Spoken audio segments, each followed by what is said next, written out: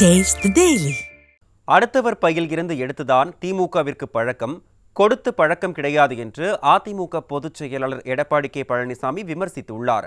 தூத்துக்குடி மாவட்டம் ஒட்டப்பிடாரம் பகுதியில் மக்களை காப்போம் தமிழகத்தை மீட்போம் எழுச்சி பயணத்தில் பேசிய அவர் இதனை தெரிவித்தார்.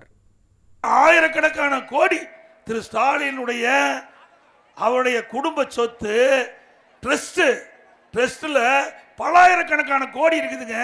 கொஞ்சம் நஞ்சம் இல்ல, பல்லாயிரக்கணக்கான கோடி திராவிட முன்னேற்ற கழக தலைவர் குடும்பத்தினுடைய ட்ரஸ்ட் சொத்து இருக்குது. அதில் எடுத்து செலவு பண்ண மாட்டாங்க. எந்த காலத்தில் போய் அப்படி சொந்த பணத்தை செலவு செஞ்சது சரித்திரம் இருக்குது. எந்த காலத்திலும் திரு கருணாநிதி குடும்பத்தை சேர்ந்தவர்கள் அடுத்த ஒரு பாக்கிட்டு இருந்தால் எடுத்து பழக்கமோ ஒழிய கொடுத்து பழக்கமே கிடையாது.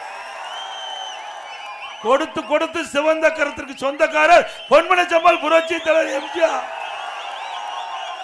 இதயம் புரட்சி தலைவி அம்மா தன் வாழ்நாள் முழுவதும் மக்களுக்கு உழைத்தார்கள். அவளுக்கு வாரிசு